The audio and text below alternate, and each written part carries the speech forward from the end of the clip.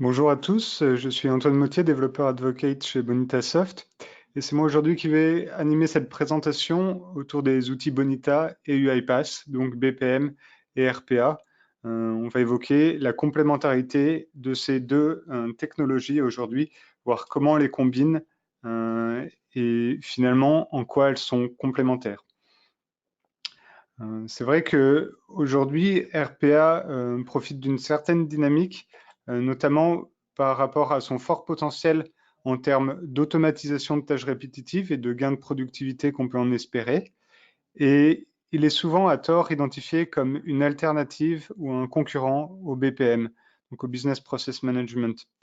On va donc voir un peu dans cette présentation quelles sont les différences, quelles sont les complémentarités, mais on peut d'ores et déjà annoncer que finalement, c'est vraiment plutôt une complémentarité des deux technologies plutôt qu'un choix de l'une ou l'autre qu'on va mettre en œuvre. Pour donner un aperçu finalement, en quelques mots, le BPM a une approche d'orchestration de tâches entre différentes personnes, différents systèmes. Le RPA est plus dans une automatisation, une séquence de tâches répétitives, mais vraiment une séquence unique de tâches pour un gain de performance. Au niveau du déroulé de cette présentation aujourd'hui, je vais commencer donc par une présentation plutôt théorique des concepts, tout en essayant d'illustrer d'exemples concrets. Et puis, en fin de présentation, on aura l'occasion d'avoir une démonstration. Donc, pour commencer, peut-être une petite comparaison de ce qu'offre le BPM et de ce qu'offre RPA.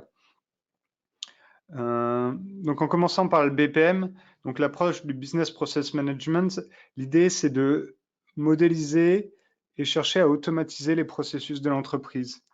Donc, par processus, on entend par exemple un processus lié à la gestion d'une demande d'achat, par exemple.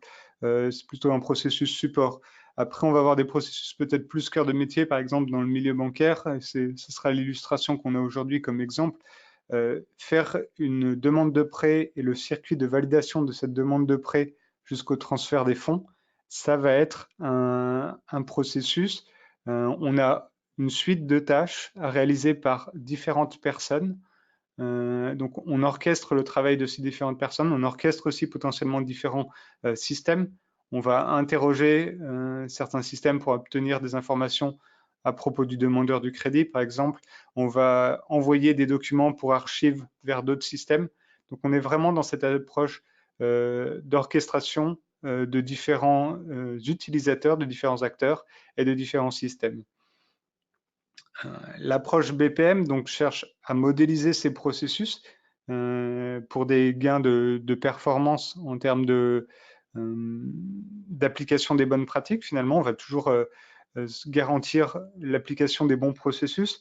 Et surtout, avec des solutions comme Bonita, on ne va pas seulement avoir la représentation graphique du processus, on va aussi chercher à les automatiser, tracer les actions des différents utilisateurs, avoir ces indicateurs, ces métriques qui vont nous permettre d'améliorer les processus. Donc, on collecte des données, on cherche à automatiser les tâches qui peuvent l'être, tout ça dans un objectif de meilleure performance, de réduction des coûts. On va souvent avoir une approche itérative avec la démarche BPM. En général, on part d'un processus existant. Peut-être qu'on va plus le formaliser que ce qu'il n'était.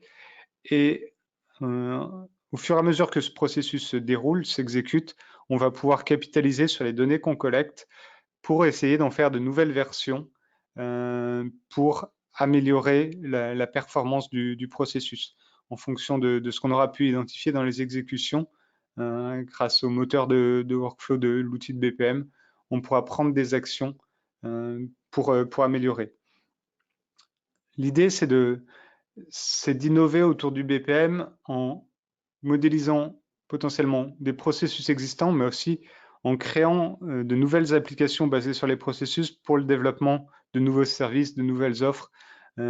C'est un outil qui permet vraiment de gagner en efficacité lors de nouvelles démarches en alignant les personnes et les applications derrière qui supportent leur activité. Du côté RPA, l'approche, c'est finalement d'automatiser les tâches à faible valeur. Typiquement, dès qu'on voit qu'on est dans une démarche qui est simplement du copier-coller depuis un système vers un autre, il est pertinent de remplacer ces actions manuelles par un robot pour gagner sur différents points. Bien sûr, il y a en termes de rapidité, le robot va forcément être plus rapide. On va pouvoir le faire tourner aussi 24 heures sur 24, 7 jours sur 7. Il y a aussi une réduction du risque d'erreur. C'est un point essentiel dans la mise en place des robots, c'est qu'en termes de saisie, il partira toujours du champ A pour aller vers le champ B. Il n'y a pas de risque qu'il fasse une saisie dans le mauvais champ une fois qu'il est correctement configuré. Donc cet aspect précision. On va pouvoir avoir des indications aussi sur le volume de données traitées par le robot. Le robot, c'est un peu comme au niveau processus, il va dérouler une séquence de tâches, mais il va enregistrer tous ces traitements qui déroulent, et donc on aura des informations finalement sur combien de dossiers potentiellement il a traités, les temps de traitement, etc. L'idée, c'est du robot, d'une certaine manière, va venir en support de l'humain, donc il va permettre d'une part éventuellement de réduire les coûts, mais surtout, le gros bénéfice, c'est de décharger l'utilisateur de ces tâches à faible valeur pour lui permettre de se concentrer sur les tâches à plus forte valeur. Typiquement, si 90% des demandes que traite l'utilisateur correspondent à un cas standard, eh ben, on va pouvoir automatiser au maximum le processus avec le BPM. On va pouvoir faire le lien entre les différents systèmes via du RPA éventuellement. Et on libère finalement du temps pour l'employé pour se concentrer sur de l'innovation ou le traitement des cas particuliers aussi. On ne va pas forcément chercher à automatiser les 1% de cas particuliers dans le déroulement des processus. C'est peut-être là où il est plus pertinent d'avoir réellement du temps passé par l'employé pour se concentrer sur ces traitements, ces cas particuliers qui seraient peut-être trop coûteux de chercher à automatiser, où l'investissement n'en vaudrait pas la peine. On va, grâce à tous les outils d'automatisation, donc cette complémentarité BPM et RPA, permettre de gagner en temps disponible pour investir sur ces traitements particuliers. En termes de technologie, donc aujourd'hui, on va s'appuyer sur le BPM vraiment pour l'aspect orchestration des tâches, quand le RPA, lui, est plus dans une dynamique de faire le lien entre les systèmes. Typiquement, passer d'un système à l'autre, la manière classique et traditionnelle qu'on voyait avant, c'était plutôt de travailler soit avec les API, si le système en proposait. Donc on avait une brique logicielle qui prenait les informations d'un système, les poussait dans l'autre, soit sinon c'était les opérations manuelles d'un utilisateur. Donc tout ce qui est traitement via des API, le gros avantage, c'est qu'on a une certaine robustesse. C'est un système informatique qui parle à un système informatique. En cas de changement, par exemple, des API, les erreurs en général vont être relativement claires. On saura identifier les décorrélations entre les données attendues et ce qu'on obtient. Mais il y a beaucoup de systèmes encore aujourd'hui, des systèmes, on va dire, qu'on va appeler legacy, qui ne disposent pas forcément d'API ou pour lesquels il est difficile de trouver parfois les compétences techniques sur ces vieux systèmes pour faire les interfaçages. Et dans ce cas-là, le RPA va finalement permettre de s'interfacer et d'interfacer des systèmes comme le ferait un utilisateur humain. On passe par l'interface utilisateur de l'humain.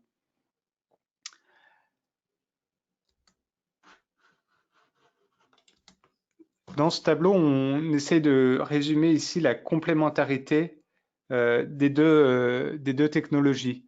Donc, si jamais vous avez déjà en place une approche BPM, donc une approche basée sur la gestion des processus, l'intérêt du RPA, c'est vraiment cet aspect traitement des tâches répétitives, traitement des tâches qui sont à faible valeur. On va pouvoir accélérer finalement le volume, le traitement. Et comme je le mentionnais juste avant, le RPA est vraiment cette brique qui permet d'intégrer des applications aux API soit inexistantes, soit parfois trop techniques à mettre en œuvre. C'est vraiment un outil qui facilite, qui est facile d'accès en plus, l'intégration entre différents systèmes. Alors j'ai déjà quelques questions dans le chat, et notamment, est-ce que le RPA est une première marche sur l'intelligence artificielle? Alors, c'est vrai que les solutions de RPA cherchent à intégrer des composantes d'intelligence artificielle, notamment éventuellement pour apprendre des actions de l'utilisateur, pour finalement effectuer une configuration du robot qui derrière va essayer de prendre le relais sur les tâches qu'effectue l'utilisateur. Donc en soi, il est clair que le RPA intègre des composantes d'intelligence artificielle, mais c'est d'ailleurs aussi le cas dans le BPM, par exemple dans Bonita. Bonita propose un module d'intelligence artificielle pour exploiter les données qu'il collecte à propos de l'exécution des processus, pour faire de la prédiction et de la détection de risques sur les processus, les instances en cours, par rapport à des deadlines. Donc finalement, tous ces outils qui cherchent à faire de l'automatisation, qui collectent des données à propos d'exécution de tâches, sont tout à fait des outils qui sont une première étape dans l'exploitation de tout ce qui est intelligence artificielle et de tous ces algorithmes qui permettent finalement, en s'appuyant sur ces masses de données collectées, de donner de la visibilité et des informations pertinentes à l'utilisateur, de l'aider à se concentrer sur l'essentiel. Est-ce que j'ai une autre question concernant est-ce que le RPA est fiable ou comment sont traitées les erreurs? Alors, effectivement, le RPA, comme je le disais, travaille via les interfaces utilisateurs. Donc, si les logiciels auxquels fait appel le RPA sont stables, on va dire que le risque est minimal en termes d'erreurs. Les interfaces en général avec lesquelles on travaille sont relativement stables quand on met en place du RPA. On est souvent sur des logiciels assez matures justement parce qu'on a souvent cette absence d'API. Donc le branchement du robot RPA sur les logiciels est comporte un risque limité. Et toujours est-il que les robots ont des capacités de traitement d'erreurs, de remontée d'erreurs. Éventuellement, en cas d'erreur, on aura une intervention peut-être humaine pour prendre le relais par rapport à des traitements réalisés par des robots. Et bien sûr, pour mettre en œuvre ces robots, si le système nécessite des authentifications, ce genre de choses, on aura besoin d'avoir un compte pour le robot. Le robot prendra vraiment la place d'un utilisateur humain. Il agira comme un utilisateur humain.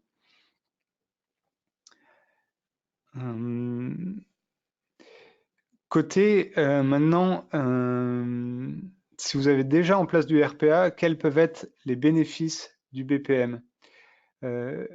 L'idée du BPM, comme je le disais, c'est de travailler sur le processus global. Par exemple, on va faire des processus pour la gestion d'une demande d'achat, pour la certification avant mise sur le marché d'un nouveau médicament, pour la gestion de demandes de prêt bancaire. Donc on est vraiment sur l'orchestration des différents groupes de personnes dans l'entreprise afin d'aboutir à un résultat métier. On n'est pas sur une tâche de plus faible périmètre, j'aurais tendance à dire, du RPA, qui se concentre sur une sous-partie du processus. On est vraiment sur une vision plus globale de la gestion des différentes tâches. Les cas fréquents où le BPM va vraiment apporter une plus-value, c'est toutes les réalisations de tous les processus qui impliquent des validations, qui impliquent des traitements distincts en fonction de certaines règles métiers. ou quand il y a besoin d'intégration avec des systèmes qui fournissent des API, on va souvent travailler avec des processus. Et l'avantage des processus, c'est qu'ils vont nous offrir cette visibilité sur quelles tâches sont en cours, quelles tâches sont exécutées, qui est impliqué dans le processus. Donc, quand il y a des points de blocage, on a vraiment la capacité à identifier où est-ce qu'on en est, qui peut agir et réagir rapidement sur le processus.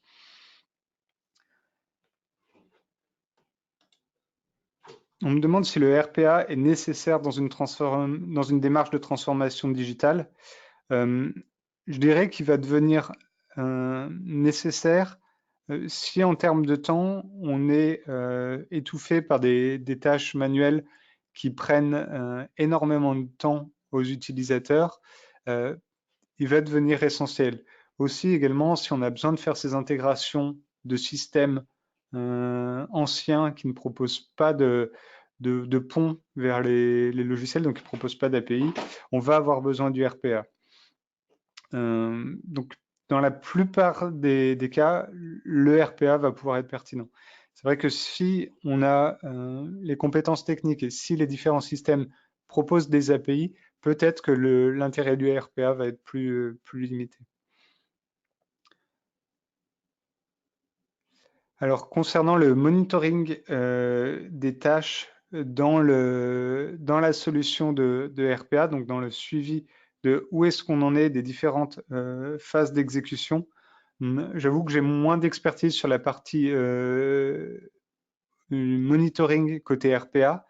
Je sais que voilà, comme ces outils vont dérouler ces séquences de tâches, ils vont collecter les informations par rapport aux différentes opérations de saisie, de traitement qu'ils vont réaliser.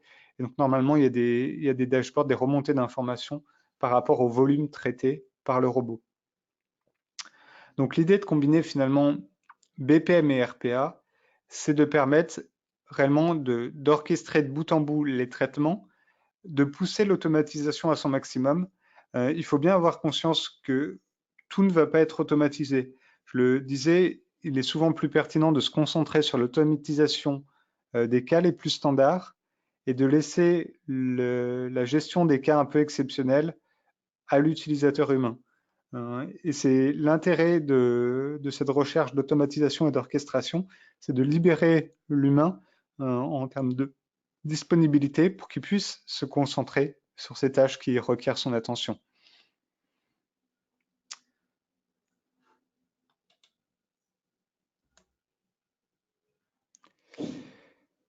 Non, je vais plus présenter finalement la teneur du partenariat entre UiPath et Bonitasoft. Et peut-être d'abord revenir un peu sur l'offre Bonita en termes de BPM, de solutions BPM.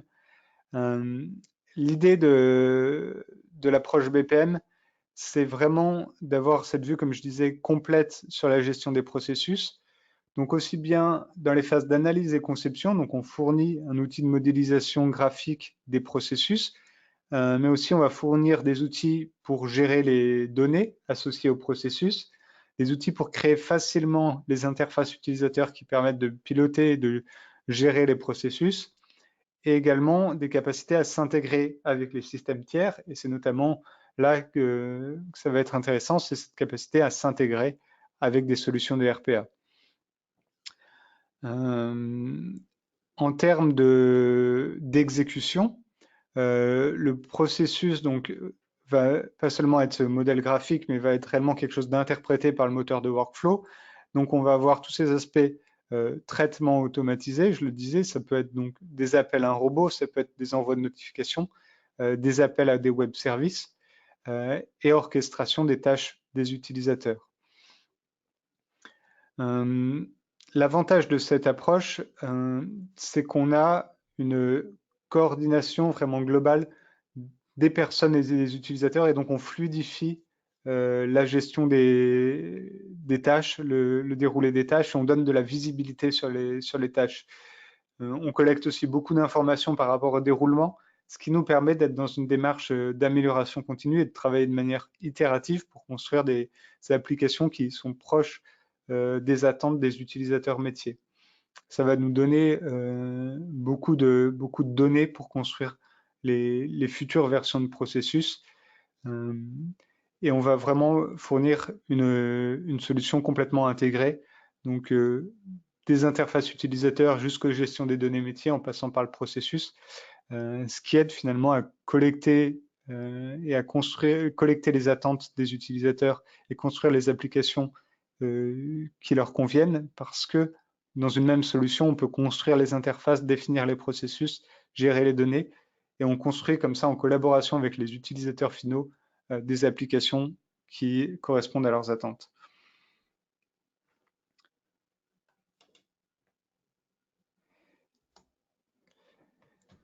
Maintenant, sur la solution UiPath de RPA,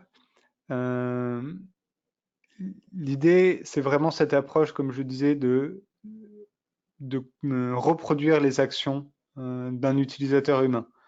On va vraiment avoir des actions comme si le robot allait cliquer dans les différents champs, faisait les sélections, faisait les opérations de copier.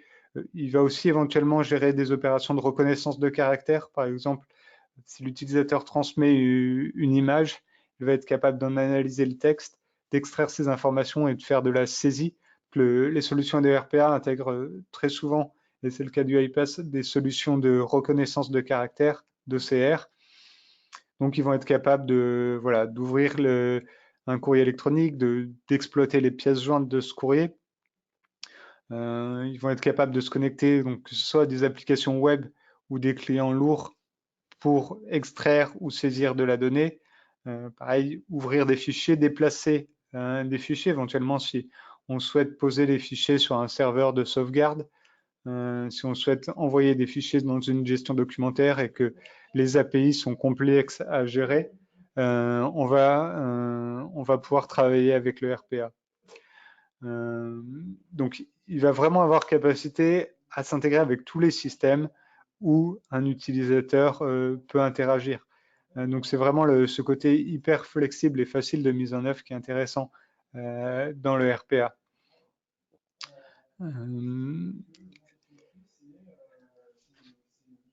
Donc l'idée, voilà, le robot va pouvoir travailler en mode 24 heures sur 24. Je vais reprendre quelques questions, comme ça je les traite un peu au fil de l'eau lors de la présentation.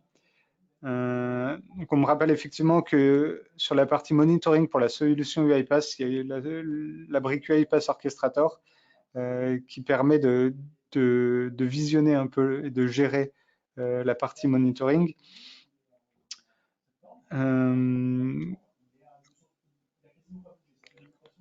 Donc j'ai une question par rapport aux automatisations qui peuvent être faites finalement avec de la programmation et l'avantage du RPA sur le code informatique. Alors vraiment les gros avantages, ça va être cette simplicité de mise en œuvre d'une part, qui peut découler sur de la rapidité.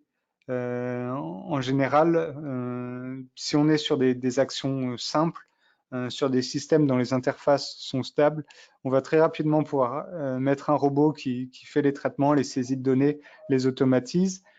Par contre, on va parfois avoir certaines limitations, je dirais, en termes de capacité à traiter les erreurs.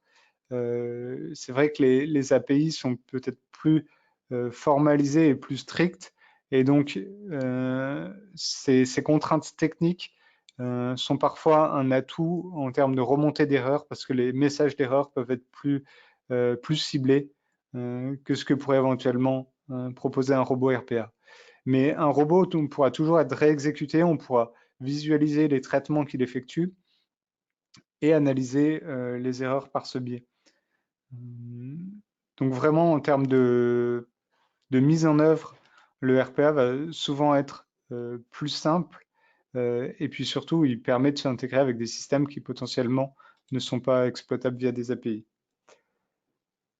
Alors, on me demande concernant l'OCR et son inclusion dans les solutions de RPA. En général, ça fait partie des fonctions standards natives des solutions de RPA. Parfois, c'est délégué à des systèmes, notamment on voit de plus en plus de solutions en mode SaaS dans le cloud spécialisés dans l'OCR. Et donc, les robots vont parfois déléguer à ces systèmes dans le cloud le traitement de la reconnaissance de caractère. Alors, en termes d'utilisation du RPA, on m'interroge sur est-ce qu'il vaut mieux, est-ce qu'on préconise plutôt une approche traitement par lot, par exemple de nuit, ou plutôt en mode support à l'utilisateur en temps réel? J'aurais tendance à dire que ce qui va être le plus simple à mettre en œuvre, ce serait plutôt de voir le RPA comme une solution de support à l'utilisateur en temps réel, en direct, pour venir l'aider dans son quotidien sur la journée. Ce qui n'empêche pas de faire tourner le robot la nuit. L'idée, ça va être vraiment de venir complètement prendre certaines tâches de l'utilisateur. Vraiment les tâches répétitives.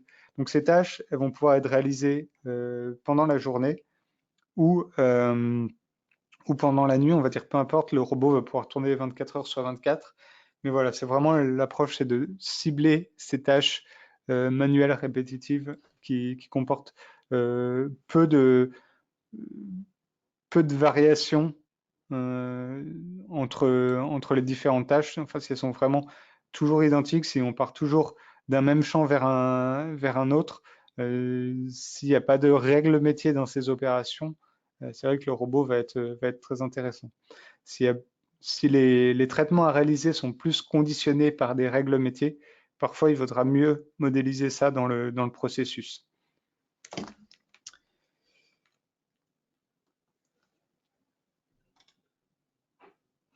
Alors, on m'interroge sur le traitement des interfaces vocales dans Bonita et UiPath.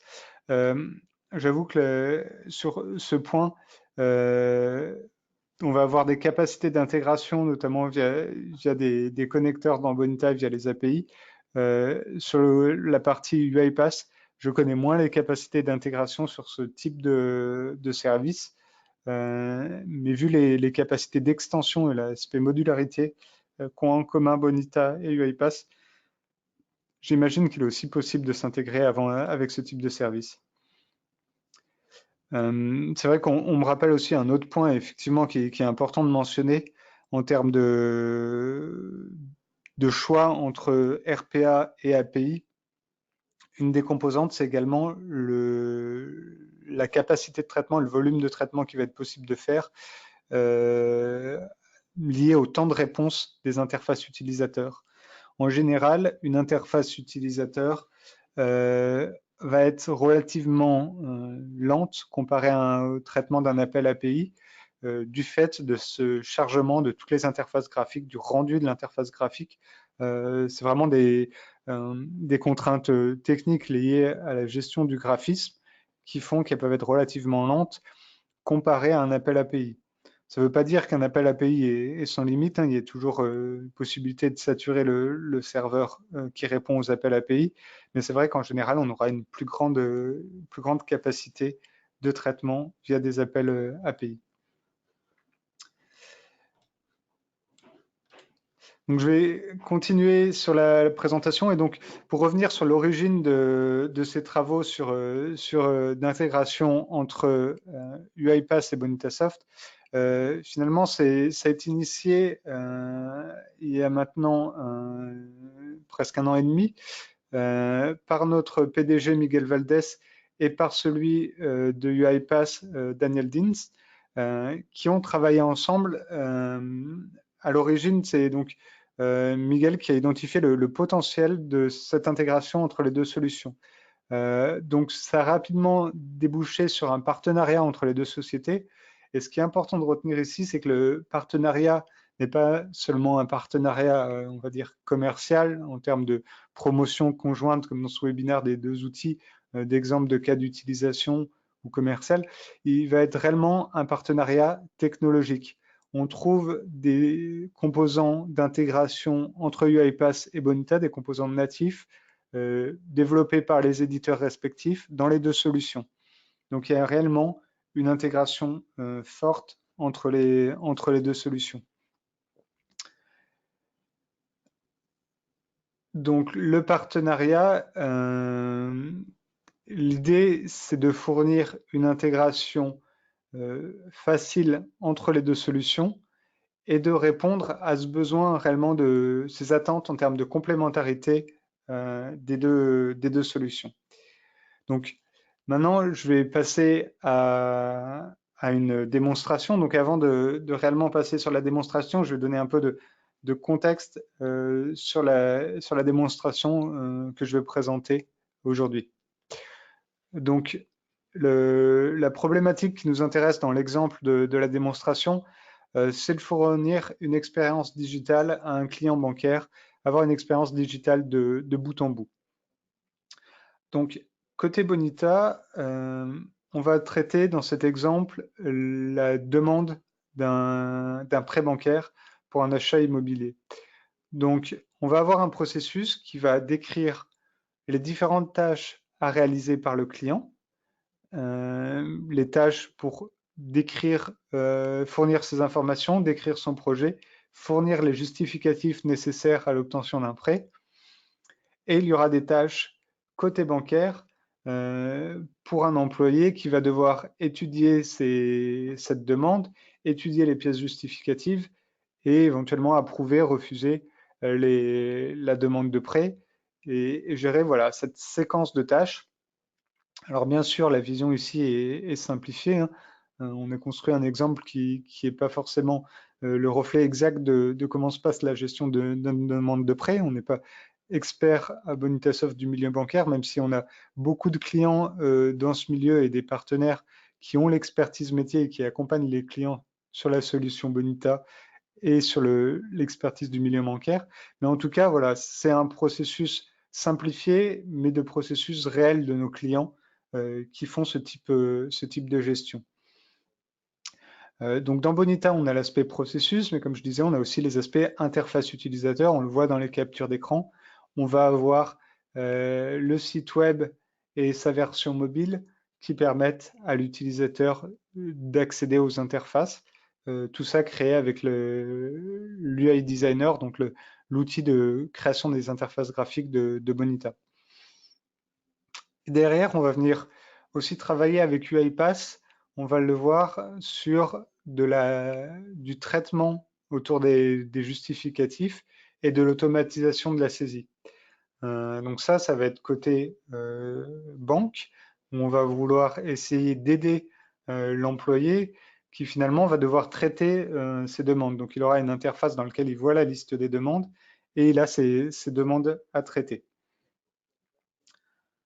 Donc, en termes d'intégration, comment ça se passe? En fait, côté Bonita, donc on va déployer les applications basées sur les processus. C'est le moteur de workflow Bonita qui va traiter ces processus, qui va dérouler leur exécution. On a l'application Web Bonita qui va mettre à disposition des utilisateurs finaux les interfaces web, le portail utilisateur, etc. Et lors du déroulement des processus, on va avoir une communication déclenchée par le moteur de workflow qui interprète le processus vers les systèmes externes et notamment vers l'orchestrateur UiPath pour déclencher éventuellement des robots. Ces mêmes robots qui vont s'exécuter vont pouvoir, quand ils ont terminé, venir rappeler le moteur Bonita pour leur signifier qu'ils ont fini le traitement et ainsi le moteur de workflow Bonita pourra savoir qu'il peut continuer le processus. Donc, côté UiPath, pour la description des jobs, ça va être on va appeler les séquences de traitement réalisées par UiPath des jobs, on va utiliser le studio UiPath. Donc, comment se passe techniquement cette intégration? Côté Bonita, on va avoir des connecteurs, donc ces morceaux de code qui vont s'exécuter et qui vont nous permettre de lancer un job UiPath. On va avoir un connecteur pour démarrer un job UiPath. On va pouvoir aussi avoir un connecteur pour ajouter un élément à la file de traitement UiPath quand on veut gérer voilà, des files d'attente pour le traitement. Et on a également un connecteur qui nous permet d'obtenir le statut d'un job UiPath. Mais l'idée en général, plutôt que de chercher à obtenir le statut, c'est de demander à UiPath de nous rappeler. Et pour ça, côté UiPath, on va trouver 3 activités dans le marketplace UiPath, et notamment celle qui va nous intéresser dans notre exemple, c'est l'envoi d'un message BPMN vers Bonita. Donc ça va exploiter une API du moteur de workflow Bonita. Et finalement, dans le processus Bonita, on va rester avec une modélisation BPMN standard. On va placer un événement qui attend la réception d'un message. Et c'est l'activité UiPath qui va nous envoyer ce message une fois que le robot aura terminé son traitement. Il existe aussi d'autres types d'activités UiPath pour interagir avec Bonita.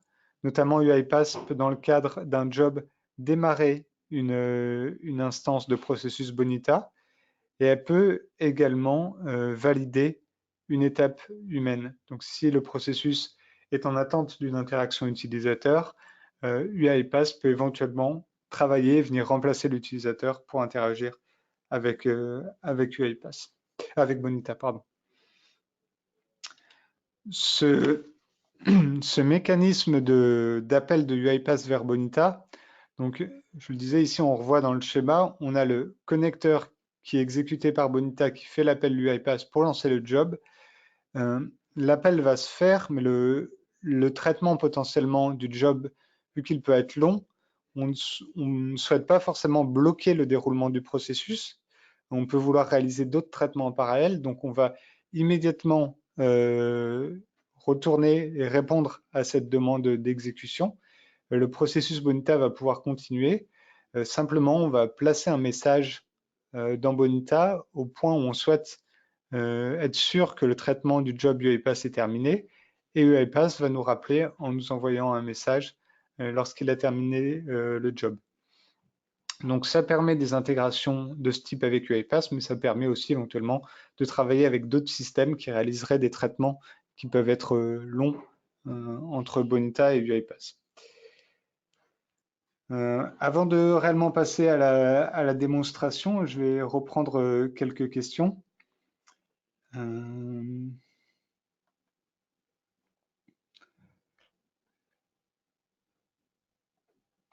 Alors, je reprends le fil des questions. Il y en a eu pas mal depuis le dernier point. Alors, est-ce que la solution UiPath peut être intégrée à d'autres solutions que celle de Bonitasoft? J'avoue que ça va pas être l'objet du webinaire aujourd'hui, surtout que je présente la solution Bonitasoft et je suis employé de la solution Bonitasoft, de la société Bonitasoft. Donc sur ce type de questions, je vous laisserai consulter éventuellement le site de UiPath pour voir les autres intégrations possibles s'il en existe.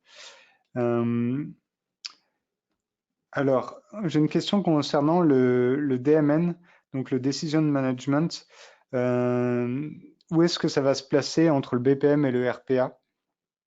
Alors, effectivement, la gestion des règles métiers, c'est un point qui va être intéressant aussi, surtout du côté BPM. J'aurais tendance à dire le RPA est sur des automatisations de tâches vraiment, je dirais, de périmètre limité. Et donc, ça va être moins intéressant d'intégrer les règles métiers au niveau du robot. Par contre, côté processus, effectivement, c'est là où on a besoin d'intégrer ces règles métiers. Et pour ça, Bonita va fournir différentes options. On va pouvoir les décrire éventuellement via des tables de décision. On peut les décrire via des scripts. Ou on peut aussi travailler avec des moteurs de règles. On peut intégrer des moteurs de règles externes si nécessaire avec Bonita pour déléguer des règles métiers. On a notamment un partenariat avec une société qui permet de décrire les règles métiers directement dans des fichiers Excel et d'intégrer ça pour la décision dans Bonita. Mais sinon, Bonita, de manière native, permet d'évaluer des règles sous forme de script et les paramètres de ces règles peuvent être redéfinis, reconfigurés à chaud.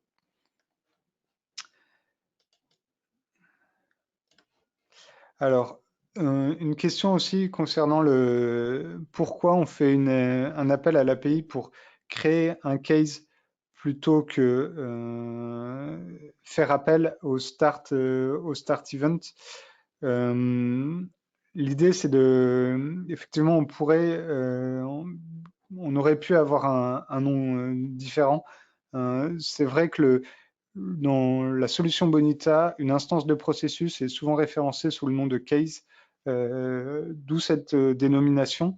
Mais ce qui va se passer, effectivement, c'est un appel aux API Bonita qui va déclencher l'exécution du processus à partir du start event.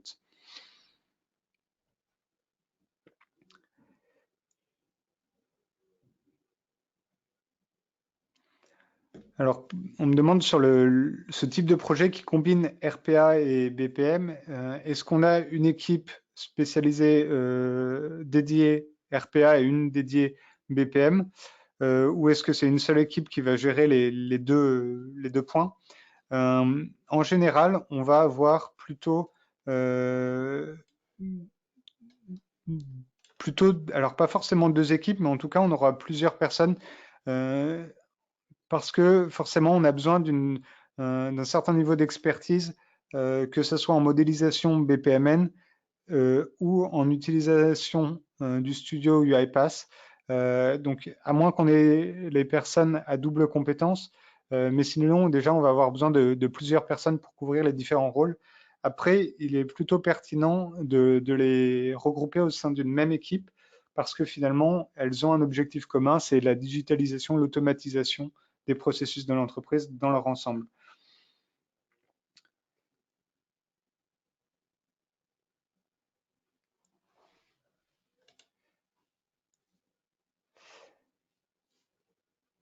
Alors, en termes d'exécution du job, on peut tout à fait le lancer de manière synchrone. Là, on présente l'approche asynchrone parce que, notamment en termes de, comme je mentionnais précédemment, de temps de traitement des interactions avec les interfaces utilisateurs, ça peut être des temps de traitement relativement longs. Et donc, côté processus, on préfère ne pas être bloqué, mais si nécessaire, on peut tout à fait faire des appels synchrones. Je vais maintenant passer à la démonstration et je reviendrai sur la suite des questions juste après, pour être sûr de pouvoir finir dans les temps la présentation. Donc, je le disais, dans cette démonstration, on va s'intéresser à la gestion de demande de prêt de bout en bout. Et Bonita va être en charge du lancement d'un robot UiPath. Au début, on va être dans un scénario où les traitements sont réalisés manuellement par l'employé. On va voir comment on bascule à un traitement automatisé.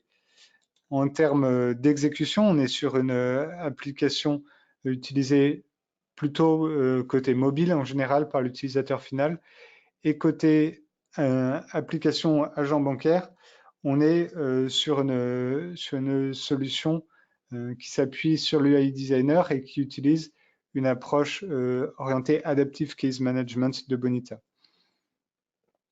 Donc la construction du processus s'est faite dans le Bonita Studio et les interfaces avec l'UI Designer.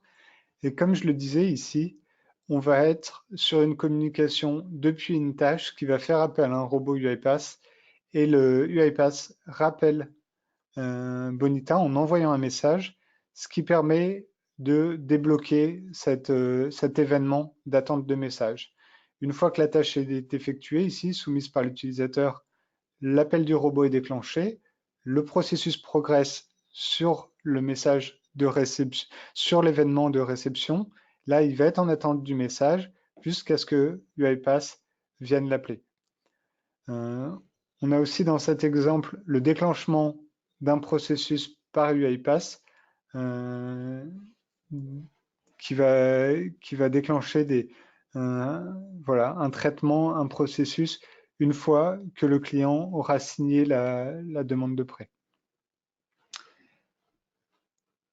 Donc, pour cette démonstration, je vais avoir une vidéo de l'enregistrement de la démonstration. Ça va permettre de faciliter et d'éviter tout risque d'effet démo.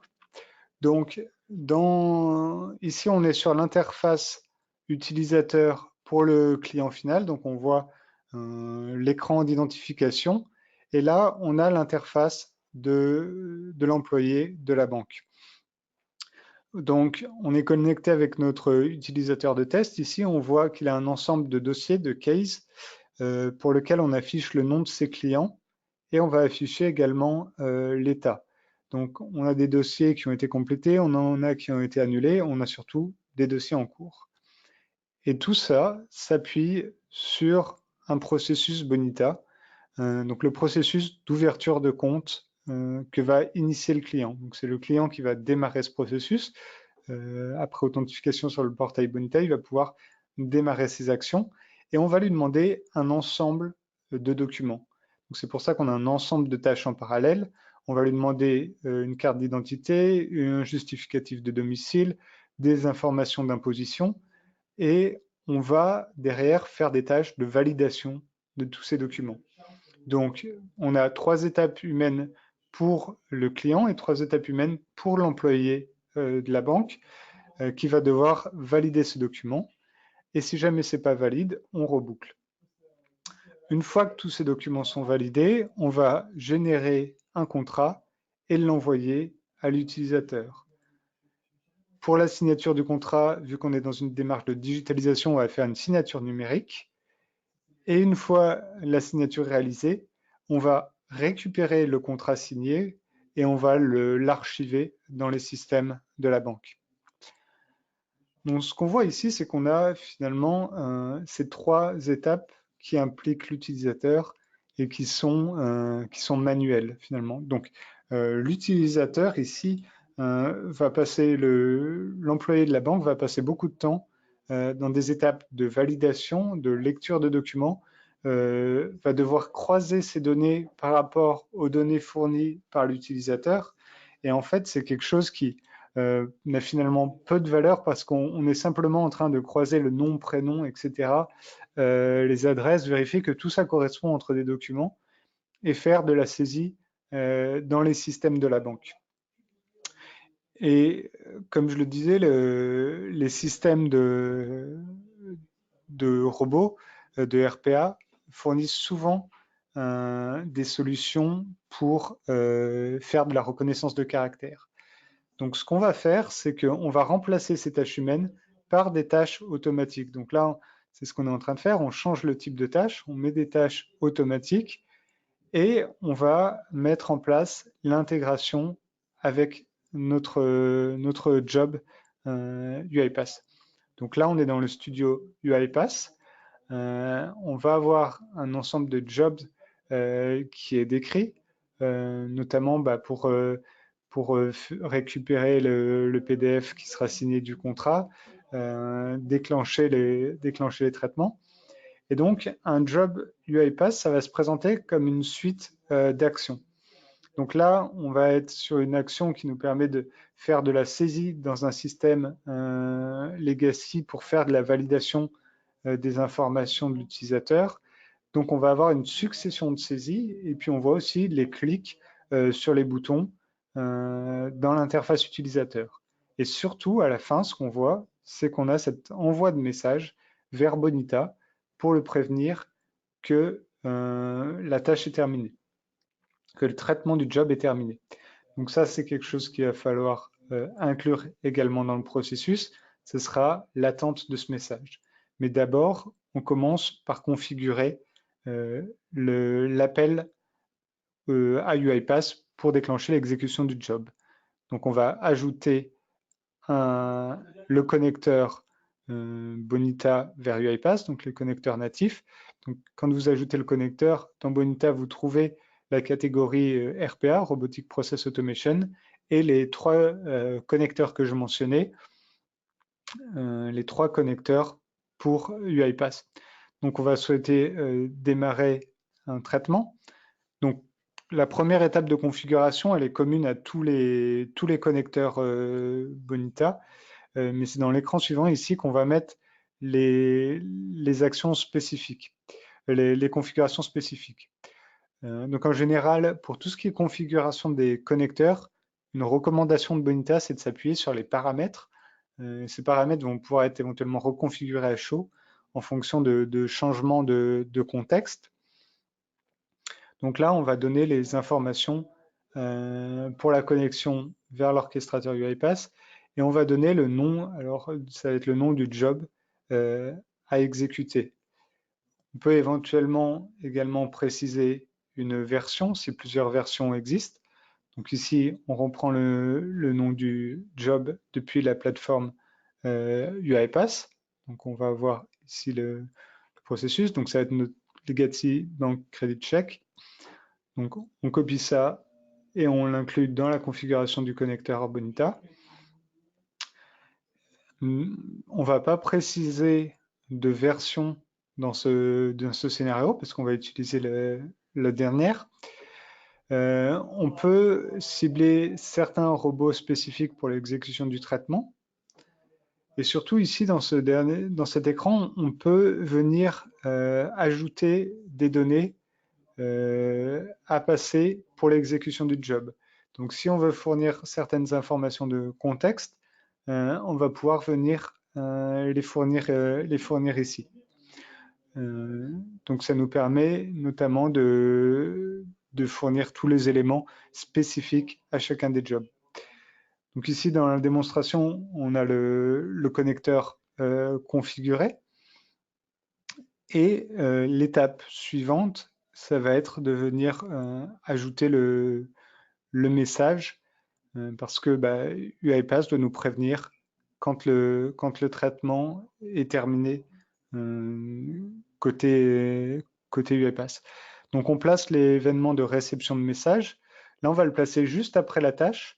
On pourrait le placer plus loin dans l'exécution du processus. On pourrait faire d'autres traitements pendant que le robot fait son travail.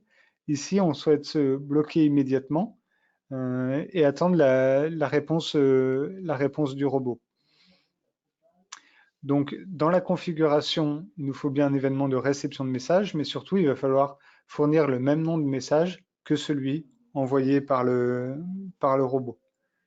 Donc, on reprend cette configuration côté robot. Là, on a vu qu'on envoyait un message appelé credit check vers notre processus qui s'appelle Customer Onboarding. Donc ça, c'est le nom du processus Bonita. Credit check va être le nom du message. Donc c'est ce nom qu'il va falloir saisir dans la configuration de l'événement. Et donc maintenant, on a ce mécanisme en fait de gestion asynchrone du traitement. D'un côté, le connecteur qui fait l'appel. De l'autre côté, l'attente du message qui nous confirme que le robot a terminé son traitement.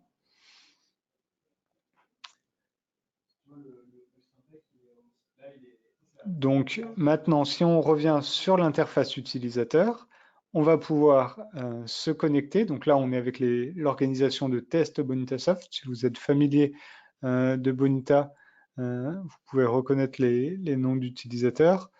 Et donc, on va chercher à saisir les informations de notre utilisateur. Donc, notre client va fournir ces informations de contact. Donc, les classiques nom, prénom, etc., numéro de téléphone, adresse, email. Et en fait, grâce à ces informations qu'on collecte, on va pouvoir croiser ces informations qu'il nous a fournies et celles des pièces justificatives. Et ce travail, ça va être fait, on va le déléguer finalement au robot. Donc, l'utilisateur nous fournit tous les éléments dans ce premier formulaire. Et en fait, derrière, on est sur ces 3 étapes qu'on a vues dans le processus qui réclament les justificatifs, donc que ce soit l'identification, la carte d'identité, le justificatif de domicile et les informations d'imposition. Donc l'utilisateur ici peut venir uploader une image, donc une photo de sa carte d'identité. S'il est sur mobile, il peut directement utiliser l'appareil photo du mobile. Il va faire de même pour les 2 autres pièces jointes. Donc là, on va supporter tout type d'image avec Bonita et aussi côté robot, hein. Ça peut être n'importe quel format standard d'image, que ce soit JPEG, PNG, WebP, etc. Et une fois que ces 3 tâches sont effectuées, ce qu'on voit immédiatement ici dans notre démonstration, c'est qu'on a le déclenchement du robot qui a fait l'analyse des informations et qui fait la saisie dans notre système legacy. Et on voit qu'il se comporte vraiment comme un humain. Peut-être la différence notable, c'est sa rapidité de traitement. Il passe très vite entre les différents champs et on voit que à ce moment-là, on a notre processus, donc côté monitoring dans UiPath, qui est indiqué comme réussi, et côté Bonita, dans la liste des cas, on va pouvoir voir qu'on a une nouvelle entrée pour notre utilisateur. On a ce nouveau processus qui est démarré, qui est en cours, et sur lequel va pouvoir agir notre employé bancaire. Donc, il va pouvoir reconsulter les informations saisies, éventuellement ajouter des commentaires, mais en tout cas, il obtient des informations liées au traitement du robot. Donc là, on va avoir le suivi du cas client. Donc, on va pouvoir venir réaliser les différents traitements de bout en bout. Donc voilà pour la démonstration. On a eu le déroulement du processus Bonita, donc initié par le client. On a ces 3 tâches qui demandent les différents justificatifs et derrière l'automatisation de l'analyse de ces éléments par le robot UiPath qui notifie ensuite en retour le processus Bonita du progrès dans l'exécution. Donc voilà pour la démonstration. On approche de la fin du webinaire, donc il me reste encore quelques minutes pour répondre à des questions. Donc je vais revenir sur les différentes questions que vous avez pu m'envoyer et puis n'hésitez pas à en poser d'autres. Je vais prendre les questions une par une. Alors, on me demande si on a déjà une autre solution de RPA, est-ce qu'on peut envisager un couplage BPM-RPA sans recourir à une intégration via les API? Oui, tout à fait. On peut très bien utiliser directement la solution de RPA pour venir se connecter aux interfaces web de Bonita comme un utilisateur.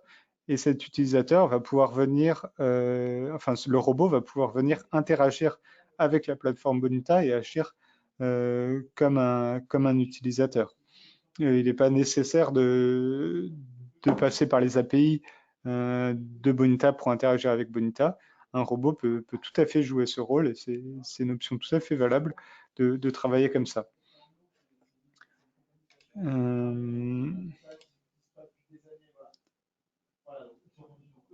Alors, en termes de configuration, on me demande de configuration d'intégration entre UiPath et Bonita. Côté Bonita, est-ce qu'effectivement il y a besoin de développement ou pas? Non, là, ce qu'on a vu dans l'exemple, c'est vraiment qu'on configure un connecteur avec simplement les informations de connexion. Le connecteur est fourni de manière native par Bonitasoft, donc il n'y a pas besoin de coder, de développer du code pour l'intégration. Les mécanismes sous-jacents, les différents appels API, sont réalisés par Bonita. Alors, est-ce qu'il est possible de lier l'utilisation de l'orchestrateur UiPath avec Bonita? Oui, tout à fait, hein, c'est ce qu'on a vu là. On peut faire appel à l'orchestrateur UiPath depuis Bonita. On m'interroge en termes d'optimisation au niveau des licences UiPath. Alors, est-ce qu'on doit privilégier Bonita pour les interactions utilisateurs et laisser les actions back-office à un robot? J'avoue que en termes de licence associée à l'usage de UiPath, j'ai pas vraiment d'éléments. Est-ce qu'on doit privilégier Bonita pour les interactions utilisateurs et laisser les actions au back-office à un robot? Effectivement, je pense que les interactions utilisateurs, c'est peut-être mieux de les laisser gérer par Bonita, et avoir un robot unattended, c'est vrai que en général, c'est quand même là où il y a le plus de bénéfices au RPA, c'est quand le robot peut tourner de manière autonome.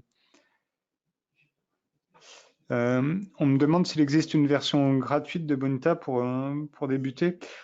Alors effectivement, Bonita est disponible sous 2 éditions, une édition communautaire et une édition entreprise. Et donc, il est possible de débuter avec l'édition communautaire, et d'ailleurs d'aller jusqu'en production avec l'édition communautaire. Bien sûr, l'édition entreprise apporte des fonctionnalités en plus, permet de bénéficier du support et d'autres éléments. Sachant que les connecteurs vers UiPath, il me semble qu'ils sont disponibles seulement dans l'édition entreprise. Mais cela reste à vérifier, je le dis de tête comme ça. Vous pouvez éventuellement vérifier si vous disposez de l'édition communautaire. Et donc pour débuter, c'est tout à fait possible de débuter l'usage de Bonita avec l'édition communautaire. Il y a des ressources dans la documentation, un Getting Started.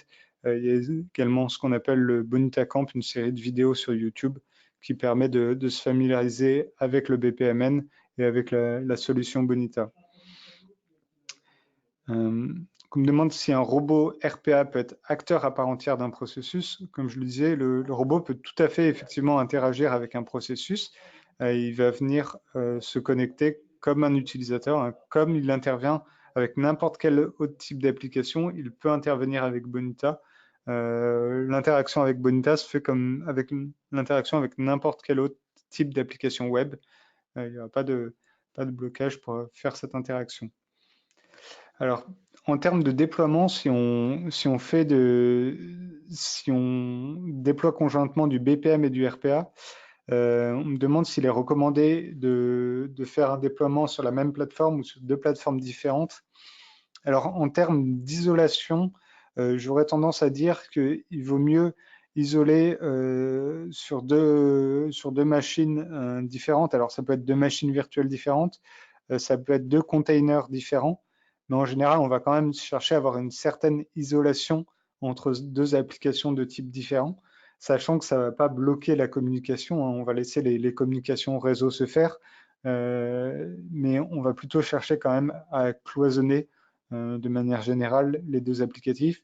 Mais c'est vrai que s'ils sont en fort lien, il est toujours intéressant de les mettre dans une certaine enfin de les regrouper, qui soient relativement proches, pour éviter notamment tout ce qui pourrait être impact en termes de performance sur les appels réseau. C'est intéressant de les avoir dans un même data center, par exemple. Alors, en termes de commercial, est-ce que c'est une seule solution Bonita UiPath?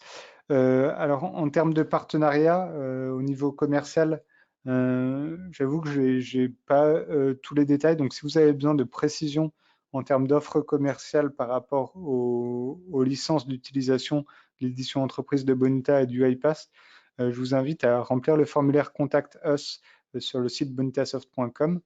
Et vous serez en relation en fait avec les équipes commerciales rapidement derrière, qui pourront vous apporter des précisions sur ce point.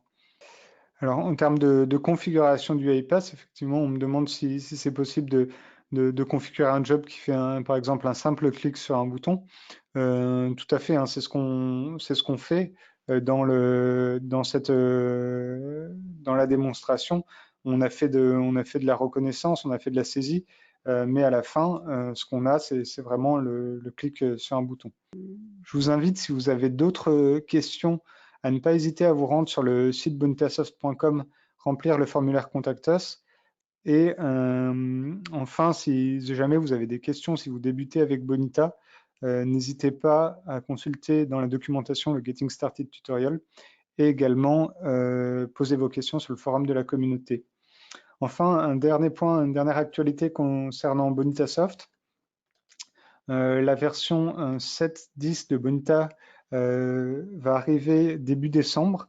avec notamment des nouveautés en termes de déploiement depuis le studio facilité, d'intégration de gestion des données dans la création des interfaces utilisateurs, ou encore du support de plusieurs packages pour la gestion des données métiers. Tout plein de nouvelles intégrations et d'assistants pour faciliter la construction d'applications. Donc, si vous utilisez déjà Bonita, je vous invite à surveiller la sortie de cette nouvelle version qui va arriver début décembre. Et puis également, je vous signale le prochain webinaire qui aura lieu début janvier, qui se concentre sur les problématiques de collaboration entre équipe métier et équipe technique autour de la solution Bonita, et avec ce pont qui est le BPMN. Donc on a une série de webinaires sur les bonnes pratiques qui est en cours, et donc on aura ce nouvel épisode début janvier. Donc n'hésitez pas à regarder les vidéos déjà disponibles si vous êtes intéressé par les bonnes pratiques dans le cadre d'une démarche de transformation digitale. Merci à tous.